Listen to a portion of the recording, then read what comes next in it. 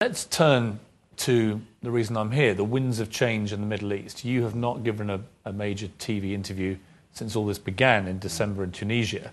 Let me take you back to December and the events in Tunisia. Did they take you by surprise? What was your immediate reaction? And did you ever imagine that it would create the kind of domino effect we've been seeing? First, it didn't begin in Tunisia. It began in Tehran a year and a half ago. Millions went to the streets and called for freedom and for democracy in this repressive regime, and they were put down brutally. And then it came back in Tunis. And then from Tunis it went to Cairo. And then from Cairo it's going everywhere. Did I expect it at this time? No. Did I expect it at one time, at some time? Yes, because the spread of information technology creates an inevitable conflict. That is, in many ways, the 20th century passed by a lot of the Arab world and the Muslim world. And in comes the information technology of the 21st century and is telling all these people what they missed out on. And this creates the turbulence. Will it end quickly? I doubt it. I mean, the big question that everyone has been asking repeatedly in the last 2 months is, what does this mean for Israel? Well, we all have our hopes and we all have our fears. You're looking at this and, two places cheered what was happening in Cairo. One was Washington and its allies, and the other was Tehran and its allies. They weren't seeking the same outcome. There's a fundamentally different outcome that each was seeking.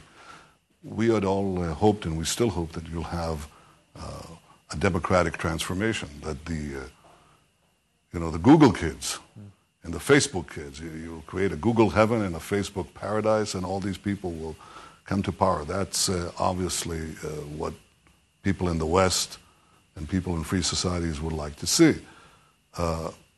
It's not clear that would happen. What is the nightmare scenario for you? That you get another Iran. That you had a revolution 5 years ago in Lebanon.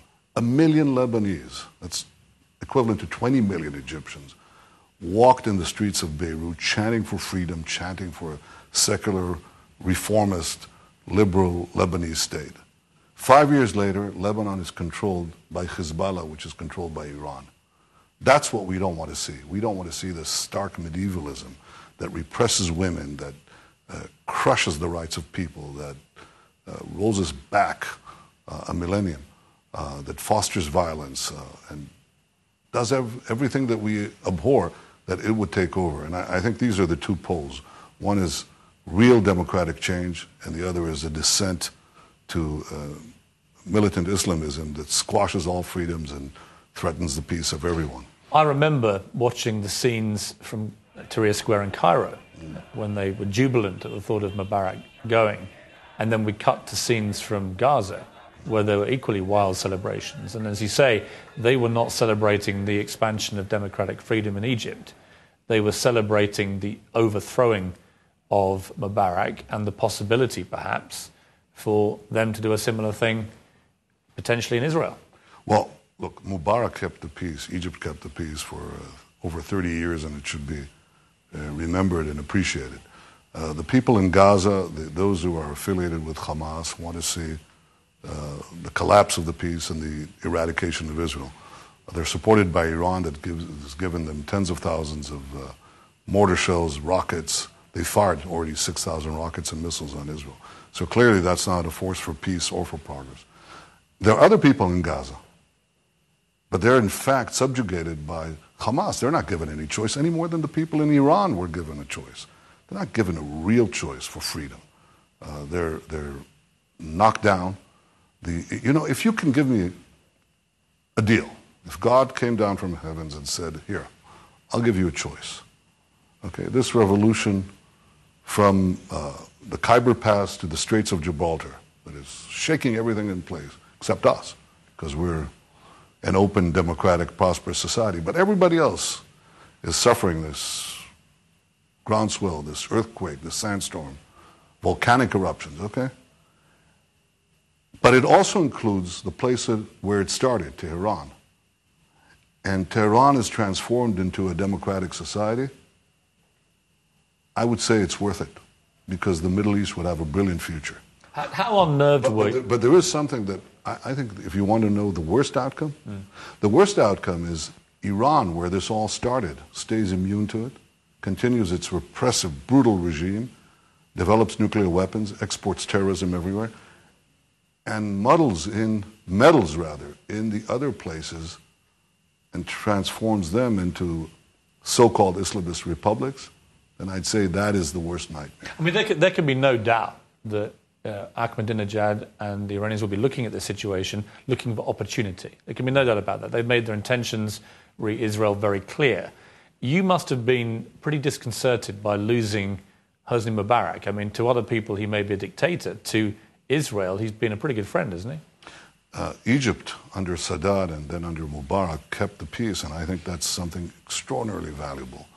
And I think the first order of the day is to make sure that any future government in Egypt maintains the peace. The fact that we had these 30 years with Egypt, 20 years with Jordan of a real peace is something that I can appreciate. Because, were you sad to see him go? Well, I was concerned that we might have the opposite of what people want and what we all want. We want to see a democratic, reformed Egypt. I called him once. He didn't return my call. I think he was otherwise engaged. But I can appreciate the fact that Egypt was at peace, and I think our main concern is to make sure that it continues in peace. If it gets to an open, reformist, democratic society, we'll be the first to cheer, because a genuine democracy is a friend of peace. A genuine democracy with all the institutions and the checks and balances of democracy, and a free press and a free magistrate. How fearful are you? That's peace. How fearful are you about the Muslim Brotherhood? There are two schools of thought. One is that they are not contaminated with too much fundamentalism. Others think they may well be. That's what people said about Hamas. That's what people said about Hezbollah. That's what people said about Khomeini. I remember, I gave you the example of the Cedar Revolution, the secular, liberal, open, pro-Western Cedar Revolution in Lebanon. There was a revolution in Iran in 1979, and it began with Shapur Bakhtiar. You remember him? Mm-hmm. He was a Western-oriented, open governance and so on, and he was disposed after 3 months. So the question is, what do you get? Do you get 1979 in Iran, or do you get 1989 in Western Europe, Eastern Europe? In Eastern Europe, they turned towards democracy. In Iran, they turned towards a backward theocracy. And I have not seen a single case in which the Muslim Brotherhood, of its various shades and hues, turns toward the European liberal model. They invariably turn to more closer or identical to the Iranian model.